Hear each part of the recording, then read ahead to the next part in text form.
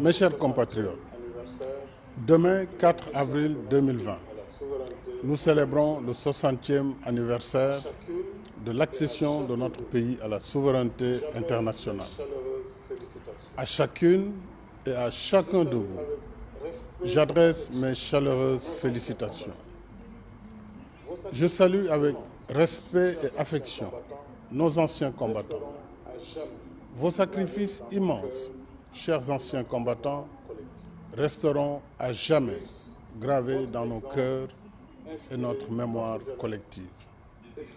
Puisse votre exemple inspirer notre jeunesse et semer en chaque enfant de notre pays la graine du patriotisme qui nourrit le destin des grandes nations. À vous, officiers, sous-officiers et militaires du rang, je renouvelle ma confiance dans vos missions au service de la nation et de la paix dans le monde. Souvent, loin de vos familles. Ces missions ne sont pas sans risque. Je salue la mémoire de nos soldats tombés au champ d'honneur et forme des vœux de prompt rétablissement pour les blessés. Aux familles des défunts et aux blessés, je veux assurer que l'État restera toujours à leur côté. Mes chers compatriotes, cette année, nous célébrons 60 ans de liberté retrouvée et de fraternité constamment revitalisée. Nous devons ce parcours paisible et convivial à notre commun vouloir de vie commune, à l'abri des turbulences qui déchirent les peuples et froissent leur destin. Ce legs des anciens nous engage à tenir ferme le flambeau de la liberté, de la paix et de l'unité nationale, afin qu'il continue d'illuminer notre voie et celle des générations futures. Un grand défilé civil et militaire devait marquer l'éclat de nos 60 ans d'indépendance. Mais les circonstances exceptionnelles liées à la sévère pandémie du Covid-19 ne permettent pas un tel événement. En lieu et place du défilé, je présiderai demain au Palais de la République une cérémonie de levée des couleurs sobre et symbolique. Toutes les autres manifestations initialement prévues sont annulées sur l'étendue du territoire national.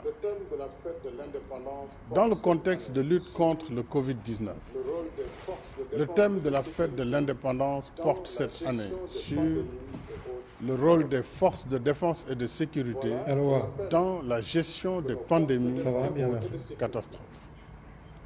Voilà qui rappelle que nos forces de défense et de sécurité, fidèles au concept armée-nation, font corps et âme avec la nation et en ressentent chaque pulsation. Ainsi, au-delà des opérations liées à l'état d'urgence, l'armée soutient également notre vaillant personnel de santé, dont je salue à nouveau la disponibilité, le dévouement, le courage, la compétence et surtout le professionnalisme. Cette pandémie Covid-19, inédite par sa brutalité, son ampleur et ses effets paralysants, renseigne à suffisance sur les nouvelles menaces qui pèsent sur l'État-nation.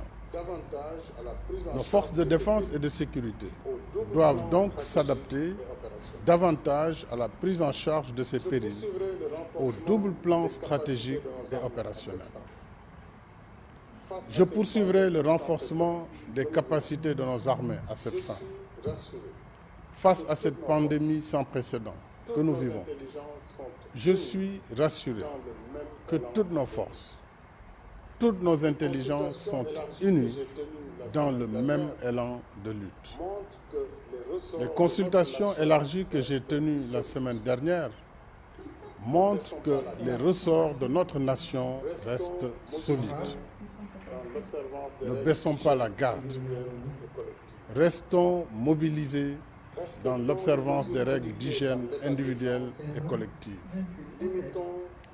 Respectons les mesures édictées par l'état d'urgence.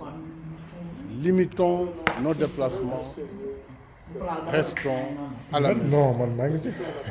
Prenons très au sérieux cette maladie. Évitons la stigmatisation pour une maladie certes très contagieuse, mais pas du tout honteuse. Signalons aux services de santé tout cas suspect pour une prise en charge précoce. C'est en observant ces règles que nous éviterons une propagation générale du virus que nos structures de santé ne pourront pas contenir. Mes chers compatriotes, comme partout ailleurs, notre économie subit de plein fouet l'impact du Covid-19. Des secteurs comme le tourisme, l'hôtellerie. Mes chers compatriotes, demain 4 avril 2020, nous célébrons le 60e anniversaire de l'accession de notre pays à la souveraineté internationale. À chacune et à chacun de vous, j'adresse mes chaleureuses félicitations. Je salue avec respect et affection nos anciens combattants. Vos sacrifices immenses, chers anciens combattants, resteront à jamais gravés dans nos cœurs et notre mémoire collective. Puisse votre exemple inspirer notre jeunesse et semer en chaque enfant de notre pays la graine du patriotisme qui nourrit le destin des grandes nations. À vous, officiers, sous-officiers et militaires du rang, je renouvelle ma confiance dans vos missions au service de la nation et de la paix dans le monde, souvent loin de vos familles. Ces missions ne sont pas sans risque. Je salue la mémoire de nos soldats tombés au champ d'honneur et forme des vœux de prompt rétablissement pour les blessés. Aux familles des défunts et aux blessés, je veux assurer que l'État restera toujours à leur côté. Mes chers compatriotes, cette année, nous célébrons 60 ans de liberté retrouvée et de fraternité constamment revitalisée. Nous devons ce parcours paisible et convivial à notre commun vouloir de vie commune, à l'abri des turbulences qui déchirent les peuples et froissent leur destin. Ce legs des anciens nous engage à tenir ferme le flambeau de la liberté, de la paix et de l'unité nationale, afin qu'il continue d'illuminer notre voie et celle des générations futures. Un grand défilé civil et militaire devait marquer l'éclat de nos 60 ans d'indépendance. Mais les circonstances exceptionnelles liées à la sévère pandémie du Covid-19 ne permettent pas un tel événement. En lieu et place du défilé, je présiderai demain au Palais de la République une cérémonie de levée des couleurs sobre et symbolique. Toutes les autres manifestations initialement prévues sont annulées sur l'étendue du territoire national. Dans le contexte de lutte contre le Covid-19, le thème de la fête de l'indépendance porte cette année sur le rôle des forces de défense et de sécurité dans la gestion des pandémies et autres catastrophes. Voilà qui rappelle que nos forces de défense et de sécurité, fidèles au concept armée-nation, font corps et âme avec la nation et en ressentent chaque pulsation. Ainsi, au-delà des opérations liées à l'état d'urgence, l'armée soutient également notre vaillant personnel de santé, dont je salue à nouveau la disponibilité, le dévouement, le courage, la compétence et surtout le professionnalisme. Cette pandémie Covid-19, inédite par sa brutalité, son ampleur et ses effets paralysants, renseigne à suffisance sur les nouvelles menaces qui pèsent sur l'État-nation. Nos forces de défense et de sécurité doivent donc s'adapter davantage à la prise en charge de ces périls, au double plan stratégique et opérationnel. Je poursuivrai le renforcement des capacités de nos armées à cette fin.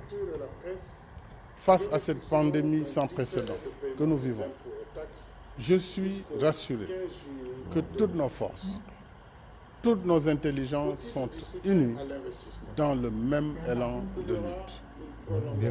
Les consultations élargies que j'ai tenues la semaine dernière montrent que les ressorts de notre nation restent solides. Ne baissons pas la garde.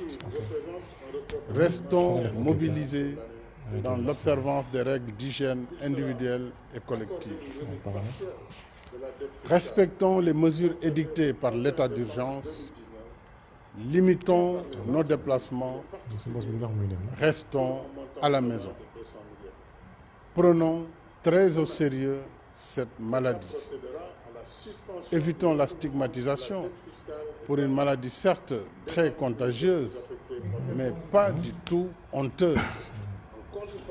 Signalons aux services de santé tout cas suspect pour une prise en charge précoce.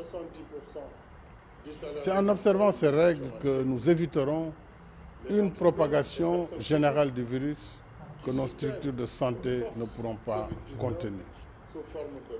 Mes chers compatriotes, comme partout ailleurs, notre économie subit de plein fouet l'impact du Covid-19. Des secteurs comme le tourisme, l'hôtellerie, la restauration,